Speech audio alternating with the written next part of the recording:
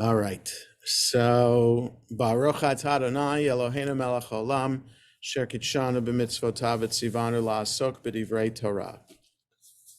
So our portion this week is Tetzaveh, and a portion that begins on page 503 in the Eitz Chaim, chapter 27, verse 20 of Exodus. So last week's portion, Truma, discussed how to design the Mishkan itself and the vessels that would be used in the Mishkan. This portion focuses on the Kohanim, the priests themselves, and the vestments they are to wear, and then also talks about the consecration of the priests as well, which we'll read about in the book of Leviticus as that book begins. Did I say the blessing? I did. Okay. So, all right. What I wanted to do, let's start below the line on page 503 and read the first the left-hand side up to the right where it says clear oil. So just some background on Tetzaveh and just how our Eitz Chaim wants us to think about this portion. This parsha continues the theme of furnishing the tabernacle as the place that will represent God's presence in the midst of the Israelite camp. It then describes the role and the investiture of Aaron and his sons, the Kohanim, ministering priests in the tabernacle. The parsha is the only one in the last 4 books of the Torah in which Moses neither is named nor is speaking. I'll talk more about this on Shabbat. Noting this literary curiosity, some commentators explain it as Moses is generously stepping aside to let the spotlight fall on Aaron and his priestly functions. Others point out that the traditional date of Moses' death, the 7th of Adar, which was last Friday, always falls during the week in which Tetzaveh is read, except this year. Right? So, because the 7th of Adar fell on last Friday, which was the week that Truma was read. So it should have been, it's just the nature of the calendar that almost all the time, 7th of Adar is during the week of the portion Tetzaveh. They see his absence for the Torah reading, the rabbis do, like his virtual absence from the Haggadah, as part of an effort to ensure that no cult of Moses worship would ever arise. So it's just an anomaly and something like a trivia, like if there was ever a Jeopardy question for Torah anomalies, one question would be, which portion of the Exodus, Numbers, Leviticus, and Deuteronomy does not have Moses' name in it? The answer is Tetzaveh. But the rabbis relate it to his yahrzeit too, which again, I said I was going to speak about this coming Shabbat because it relates to also the Chevra Kadisha, the group, the so-called holy society that takes care of preparation of the dead for funeral. So the commentary continues. The first section in the Parsha deals with the lighting of the menorah. It says, Va'ata tetzaveh et bnei Yisrael, you should command the people of Israel, right? This is chapter 27, verse 20. So it's in the context of God already speaking to Moses. So the fact that God's using a pronoun as opposed to Moses' name is not surprising to start the Parsha because it's verse 20. You have 19 sentences already in chapter 27 that would have referred to Moses. So you should command the people of Israel, Ve'ikhu elecha, take to you, shemen zayit zach, katit lamaur. So beaten, pure olive oil for lighting. Leha'alot ner tamid, to raise or for kindling lamps regularly. Now, to raise the eternal light, that's how I would translate it, the ner tamid. So the ner tamid, every synagogue around the world has at least one ner tamid in it, in the room in which the prayers service takes place. So we have two, because we have a chapel and a sanctuary. So synagogues that have multiple prayer spaces would have multiple nerot tamid. That would be the plural, eternal lights. So it's one example of how synagogue architecture and furniture is supposed to remind us of the Mishkan and later the temple in Jerusalem, right? So the Ner Tamid is one architectural feature and furnishing that is a direct relationship to the Mishkan itself. So when we walk into a synagogue today in 2024, we are reminded of the very first worship space, the Mishkan, from, if we say this was about 1200, 1300 BCE, so we're talking 3,500 years ago. Okay, so the Ner Tamid is just one of 503 Tetzaveh. The Ner Tamid is just one of these elements. How we dress the Torah is also a reminder of how the Kohen was to be dressed as well, right? And the Torah jewelry, that is the crowns, which are known as rimonim, or the keter. It all depends if it's one big crown that fits over the two handles of the Torah, or two separate silver pieces. There's two separate silver pieces are called rimonim. They have bells on them, and we'll see that in the design of the Kohen Gadol, the high priest, his garment is supposed to have bells on it too. So how we dress the Torah, the breastplate that some Torah scrolls do have as extra adornment, all are a reminder of this portion here. The Ner Tamid above the ark, and how the Torah is dressed in the ark and the ark itself, right? So the ark that we have in our chapel, designed by the Wilamowski family in honor of Yardain Arbor's bat mitzvah, which happened the first year that we were without a building, that they put the wings on top of the ark to remind us of the Kruvim that we read about last week, these angelic beings that were on top of the ark, right? So everything about the synagogue feature of the eastern wall, or at least that wall that faces towards Israel, is a direct substitute for what we read here. Okay, so we're in the below the line on 503, where it says chapter 27. The first section of the parsha deals with the lighting of the menorah. This tradition is reflected in today's eternal light, the only commanded practice associated with the ancient tabernacle that is still with us. Now, there are very few synagogues, by the way, that will actually use olive oil to do this.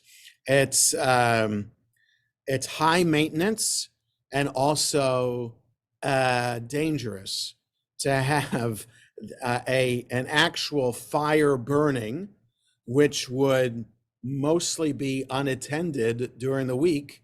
So that's not a good idea. There are some I've seen, God forbid, if you've been in a Shiva house, you may see the 7-day candle, right? So there are some I've seen, nerot tamid, again, the plural, that have that 7-day candle in it. So that is a little safer. It's self-contained, hard to turn over, not as bad of a fire hazard. So I've seen that. So that would be replaced every week and lit again. But most Ner Tamid, Nerot Tamid that synagogues use are electric. Right now, it just so happens, and I always say poo, poo, poo when I say this.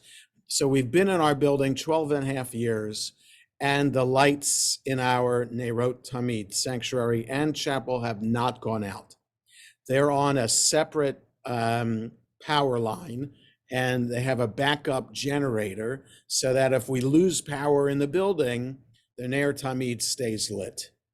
And the light bulb itself in it has not needed to be replaced in the 12 and a half years that we've been in the building. So that's pretty cool. And so that's just the way our Ner Tamid is set up. There are some other synagogues where I've seen to be environmentally friendly to have a solar powered Ner Tamid. So kind of connect to the power of the sun to light the Ner Tamid. Sun is eternal, God is eternal, that kind of idea. So a whole different kinds of ways. There's no mitzvah, there's no bracha to say when installing a Ner Tamid. It's just a mitzvah to have it in the prayer space that of the synagogue.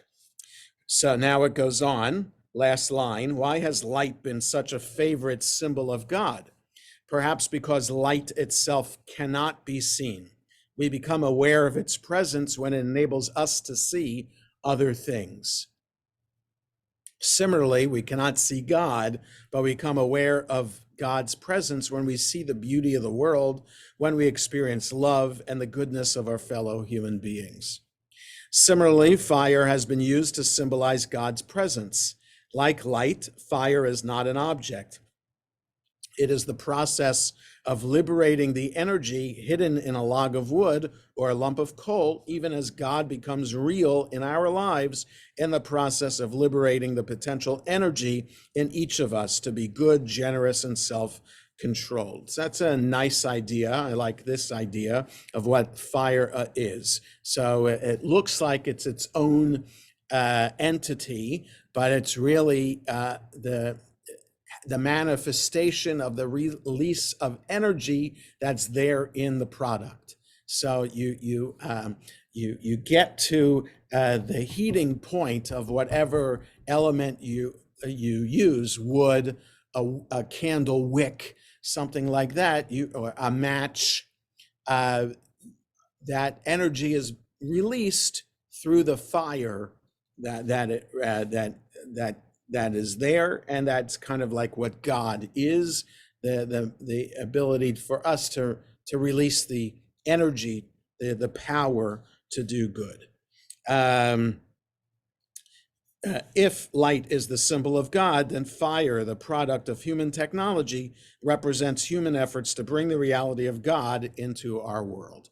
Okay, so nice ideas there. And also the 7-day Shiva candle is a reminder also of a verse from Proverbs, Ner Adonai Nishmat Adam. So there are different ways of translating that. The fire of God is the soul of a human being. Or the soul of a human being is the fire of God. So either there's an interchangeable kind of idea of our soul being connected to God, and that when we light the Shiva candle, we are symbolizing the soul of the deceased that the family is sitting Shiva for, is represented by that candle, and that as if that fire, the soul, is personified in that fire, so that the presence of the soul is there in the house in this concrete way, in this flame, and also represented about, we recite Kaddish. In one reason to recite the Kaddish is to ensure that the soul of the departed achieves its place in heaven with God. So those ideas come together through the lighting of the Shiva candle. Okay, so I want to go on to, yes, Deborah. I have a quick question. One thing I've been doing for myself is trying to figure out why the different names, like what is Tetzaveh mean? What is the? You shall command. So ve'ata, Okay. and you, Tetzaveh, you shall command, et b'nei Yisrael, the people of Israel. Okay, so here they have it instruct. So that's what it. Yeah, Okay, thank yeah. you. Okay, so yeah, the English translation is, again, it's a poetic translation, and the word mitzvah is the same, has the same root as tetzaveh. So mitzvah is a noun, commandment. Tetzaveh is the verb, you shall command. Okay, so here it's instruct because it's a list of instructions of here of lighting the Ner Tamid, and then also the instructions for how to design the vestments for Aaron, Moses' brother, and his children, who will become the Kohanim. So, chapter 28 on page 504. Ve'ata, yeah, ve'ata hakrev elecha et Aharon achicha ve'at banav ito mitoch b'nei Yisrael lechahano li Aharon Nadav v'Avihu Elazar v'itamar b'nei Aharon. And you bring close to you.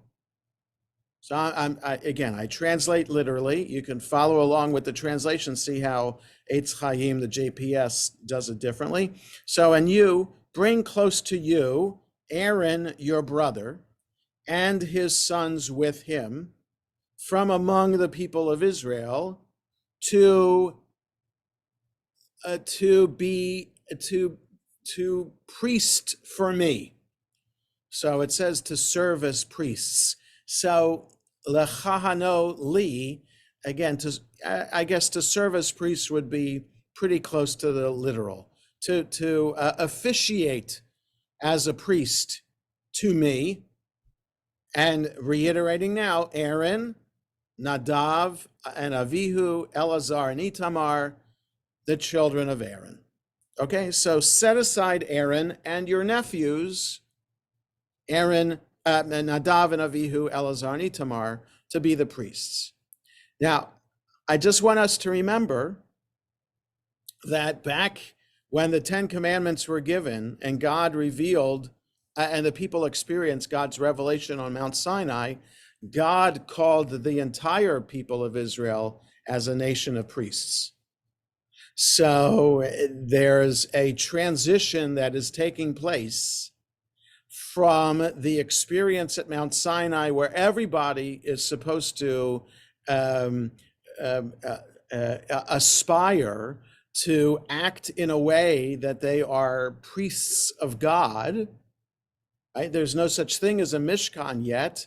So now we're becoming a little bit more formalized in our worship of God. So the chapter 20 of Exodus, just 8 chapters before, is saying that there's a spiritual experience that the entire community has that transforms them into priests.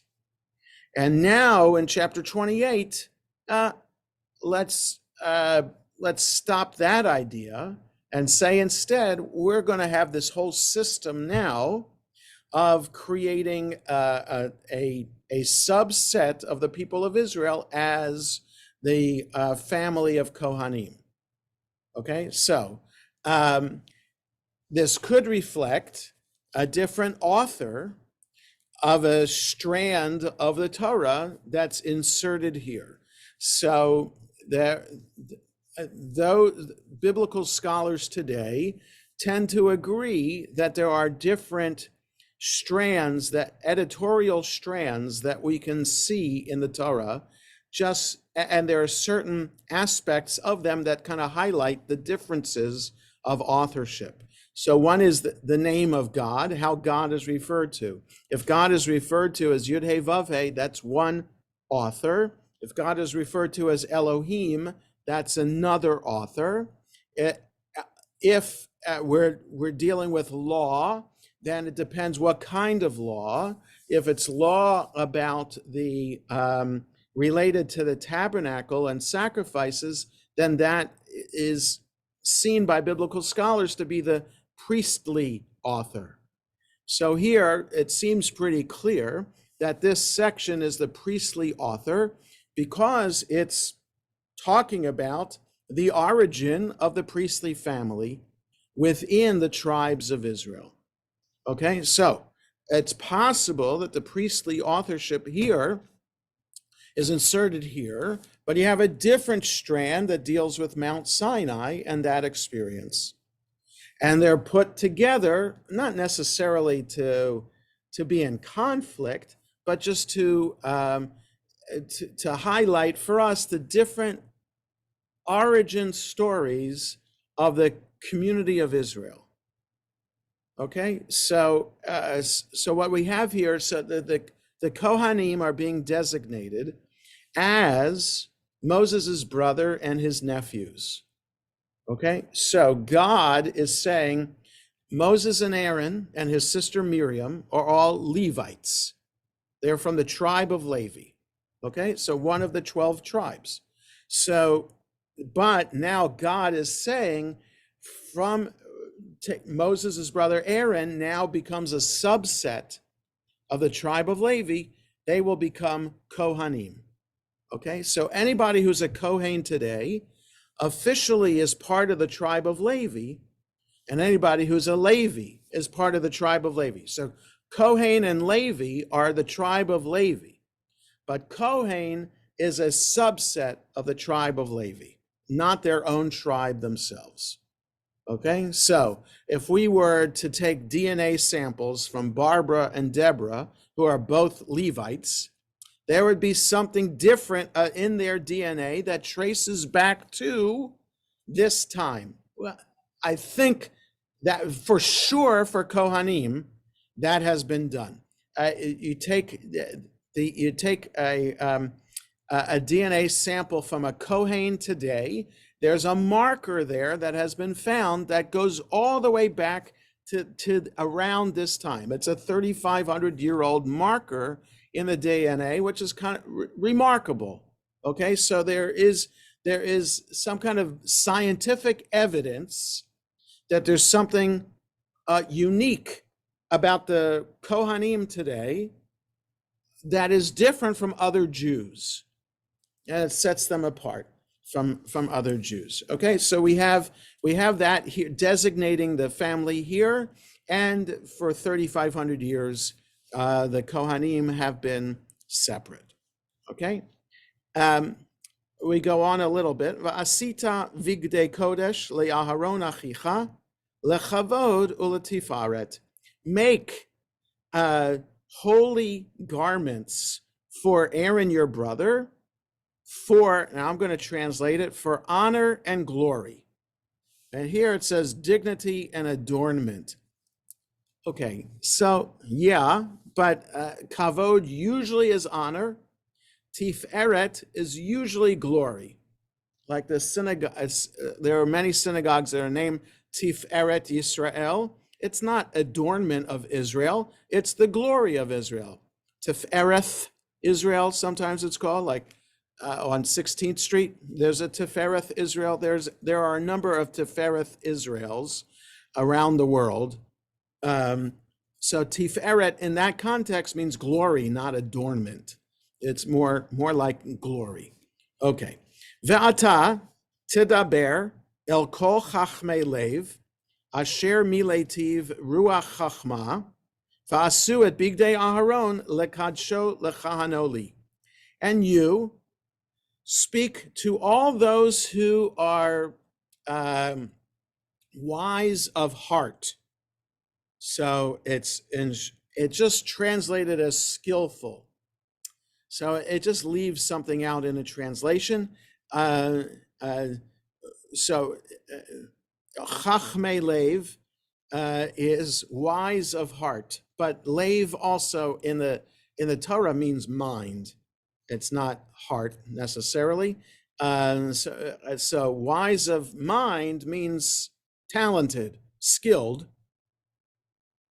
who I have filled him or them with the spirit of wisdom or the gift of skill. Okay, so chacham or chokhmah here, the Eitz Chaim is translating as skill. It usually means wisdom. So, but in this context, it's someone who has the talent. Va'asu bigdei Aaron lekadsho lechan oli. They should make the vestments for Aaron to sanctify him and to have him officiate as a priest to me. So in other words, God wants Moses to find those skilled artisans who can make these vestments, okay? Tailors, weavers, etc. We're going to talk more about that in next week's, but even more so in Vayakhel, that portion in which Betzalel and Oholiav are set up as those who are Chacham Lev, and to bring the people together to actually make the design blossom. So bring the design that's on paper into fruition, that they have the skill to do that. So that's what's being talked about here. You need artisans who know how to work in gold and wood and cloth to make the structure of the Mishkan, and you need weavers and tailors who know how to make the vestments too. And you also need jewelers, because we're going to see we need 12 stones that are going to go on a breastplate. So a number of people, skilled people involved, which begs the question, which I ask every week: how are these slaves in Egypt trained to do this? Now, it's possible that as slaves in Egypt, they were working for Egyptian artisans, and perhaps they learned the skills that way through their Egyptian masters. But from what the Torah describes, the slaves were put to work making bricks and building structures. That's what the Torah seems to imply when it says so in the beginning of Exodus, what the people of Israel were commanded to do. But it is also possible that that the Israelites just served as slaves for all of the Egyptians. And if there were Egyptian weavers, then there were Hebrew slaves to these weavers who may have learned how to do these things. So that could be a way to understand this. 4, ve'ele habegadim asher ya'asu. So these are the clothings, these are the garments that they should make. Choshen ve'ephod u'me'il uchetonet tashbeitz mitznefet va'avnet. So these are the garments. You need a choshen, which is translated as a breast piece or a breastplate, an ephod, which is translated as ephod, which is clearly unclear.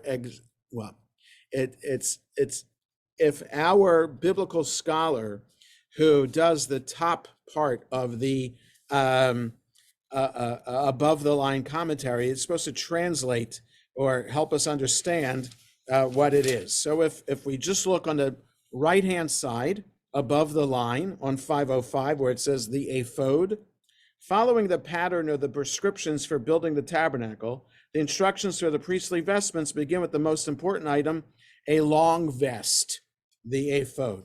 So why didn't it translate long vest and just leave it as ephod? Its preeminence is indicated by the fact that it uses all 5 colors. The ephod is mentioned several times in the Bible, on occasion in connection with household gods, and also with sculptured and molten images, all of which are illegitimate in the religion of Israel. The ephod was used to ascertain the divine will, which is particularly pertinent to understanding the function of the ephod as a vestment of the high priest. The breastpiece, the choshen attached to it, served a similar purpose. The biblical description of the priest's ephod includes 4 elements: the main body of the garment, 2 shoulder straps, and a richly decorated band. It's unclear whether the ephod covered the lower and or upper parts of the body and the back or front. All right, so there is a book that we have. I'm looking for it now, in our library about what the tabernacle looked like. And give me a second here if I can find it.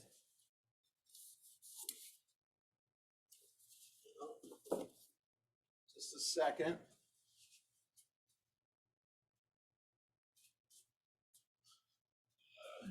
Of course, when I want to find it, I can't find it, and I'll find it after class is over. But I I thought, think it's in the old Tanakh, the Hirsch. oh, it might be in the back of the Eitz Chaim. There are pictures there, yes. But I was thinking, No, the old one, old one we had yes, before the Eitz new Chaim. one. And here it is. Here it is. I found it. It's a book called The Tabernacle. Okay. In this book, it suggests what things look like. So we talked last week about the kruvim. So this is the picture there. These are human forms with wings. Okay. This book is, just a sec, I'll tell you who edited it.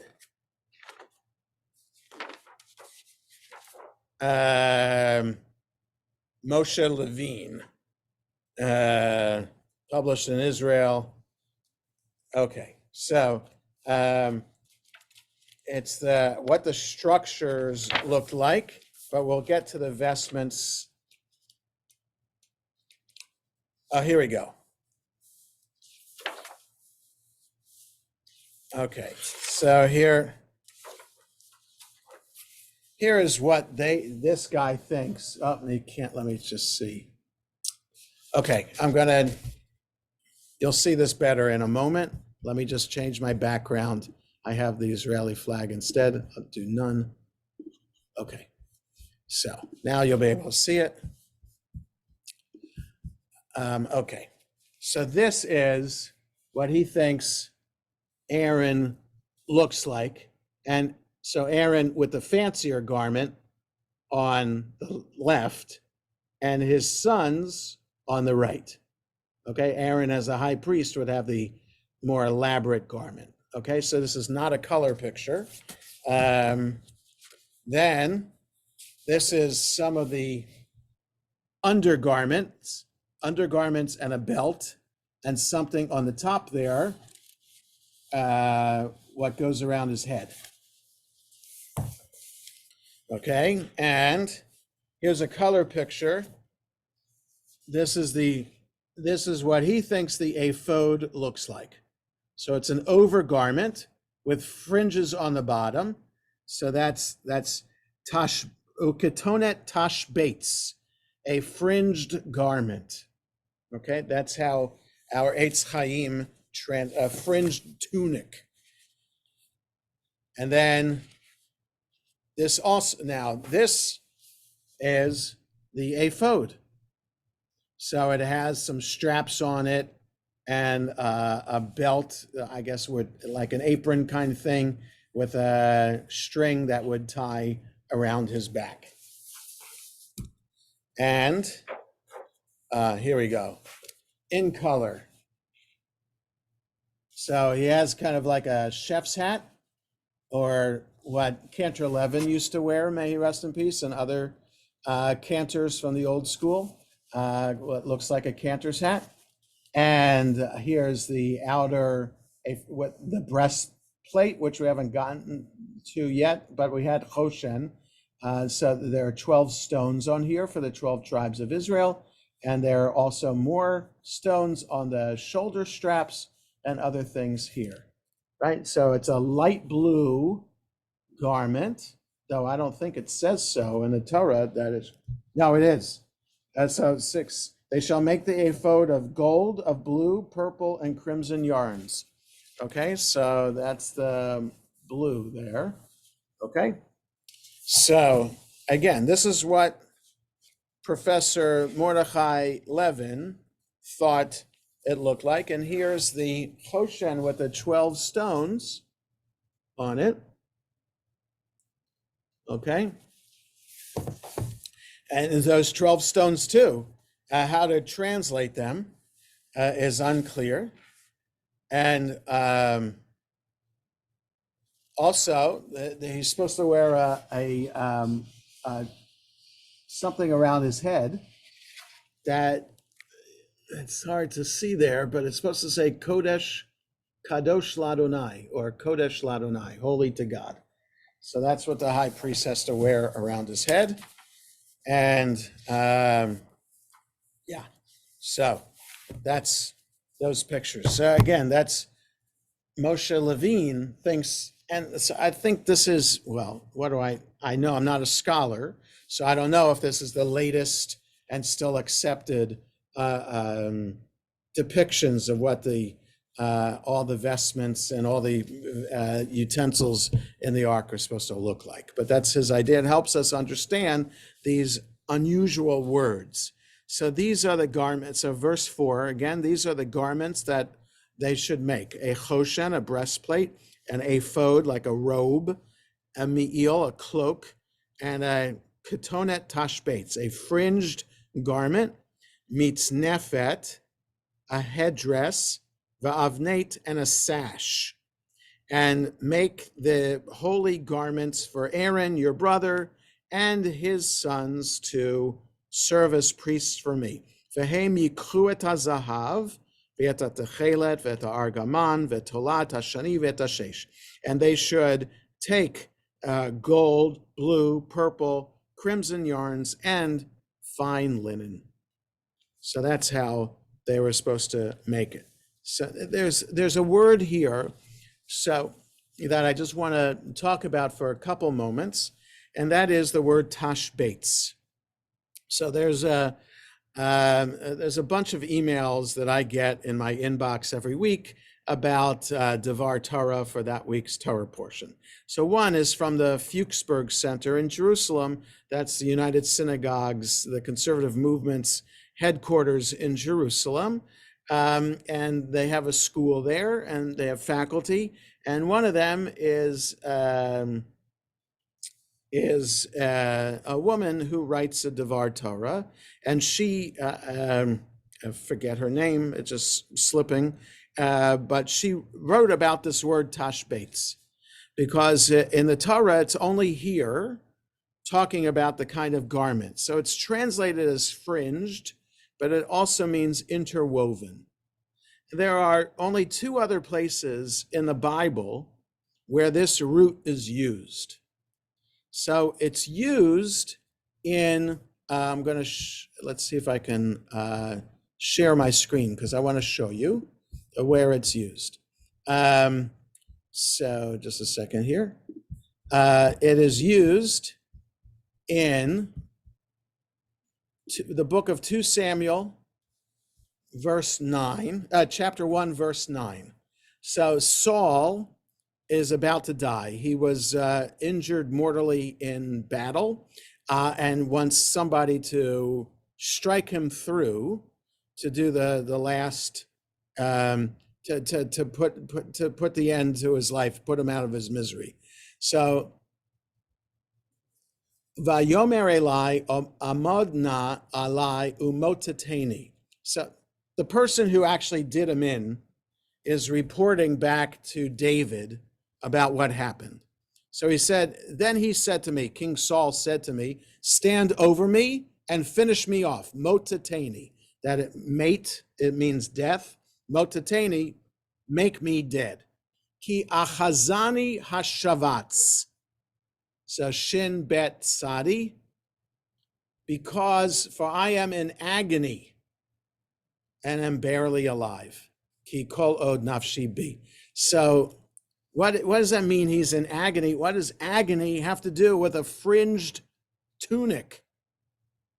So the interwoven fringe tunic, right? So that it's the the commentators suggest, one commentator suggests that it was the garment that he was wearing, kind of like a bulletproof vest, kind of Kevlar or something like that, a special garment he wore that's supposed to protect him from the sword that coming through. So that interwoven garment has gotten into him, maybe, and that has affected not enabled him to be killed right off. So, but it's just translated as I am in agony. Okay, but so there's one example here. The other example is from Psalm 45, which is kind of a love poem. And it says in Psalm 45, verse 14, Kol kivuda bat melech pinima. So, which can be translated, goods of all sorts, the royal princess, mimish bitzot zahav levusha, her dress embroidered with golden mountings. What does that mean? Okay. Another translation besides this one that I go to is the honor of the daughter of the king is inside. Embroidered, interwoven golden garments are her, is what she wears. Now, so we have interwoven golden garment. We have King Saul with some kind of shavats here, and then also these fringe garments that are in this portion Tetzaveh. So there are commentators who connect them all and suggest that there's some connection between all three of these circumstances, but it's kind of stretched to really make total sense of it and understand really what they're getting to. I'm interested in unusual words in the Bible, and just the fact that in two places it's clearly about a garment, and with King Saul it's clearly not, but that the commentators connect it to a garment because just of what the root stands for. Okay, so I just wanted to highlight that. The last thing I wanted to look at quickly is that just to comment on is just a second. It is the Choshen itself and how many rows of jewels there are. Okay, if we keep on going to page 507, verse 15. So I want to look at 15, 16, and 17 and just make a comment there, and we'll end for today. Va'asita choshen mishpat ma'aseh choshev. Make a breastplate of decision. A breastplate of decision worked into a design. K'ma'aseh ephod ta'asenu. Make it in the style of the ephod. Zahav techelet va'argaman, gold, blue, and purple. V'tola'at shani, and crimson yarns. V'shesh moshzar ta'aseoto, and fine twisted linen. Okay, so this breastplate is supposed to be kind of like a decision kind of thing. How does that work? We're told before about Urim and Tumim, these special stones that Aaron is supposed to hold that would be kind of like an oracle. But how do these 12 stones work for making decisions? It gets to all bizarre stories in the Midrash about how this works. But The bottom line is, I'll get to in a second, 16, Ravua yeh kaful, zeret orko, v'zeret rochbo. It shall be square and doubled, a span in length and a span in width. Umiletavo, 17, miluat even, fill it up with stones, mounted stones. Arba'a turim, 4 columns, or 4 rows. And 4 even, arba'a turim aven, 4 rows of stones. Now, because it's called the breastplate of judgment or decision, there was a rabbi from the Middle Ages, Rabbi Yaakov ben Asher, who summarized Jewish law at his time and called it the Arba'a Turim. From here, verse 17, Arba'a Turim, 4 rows of stones. 4 rows of stones in the breastplate of decision or breastplate of judgment. So Jewish law represented by 4 rows of stones. Each row, each column, Rabbi Yaakov ben Asher called by a different name. One was Orach Chaim, the way of life, and those are the laws of prayer, Shabbat, and holidays. One was Choshen Mishpat. One was Yored Deah, mostly about the laws of kashrut. One was Choshen Mishpat, which is financial civil law, and one was Even Ha'ezer, which is all about laws of marriage and intimate relationships. So that his name for his summary of Jewish law was the Arba'at Turim, these 4 rows, based on this verse right here of the 4 rows of stones, which are supposed to represent this breastplate of decision or judgment.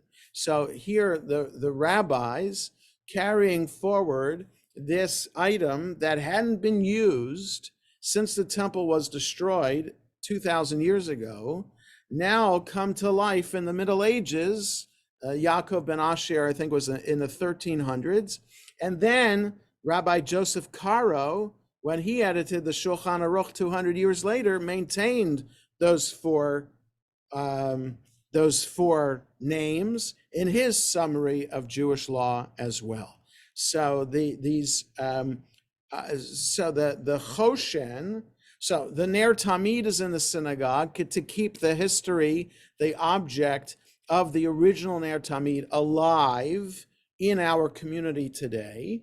The garment of the Kohen Gadol also kept alive today. That holiness, which used to be found in the sacrificial system, is now, according to the rabbis, found in our halachic system.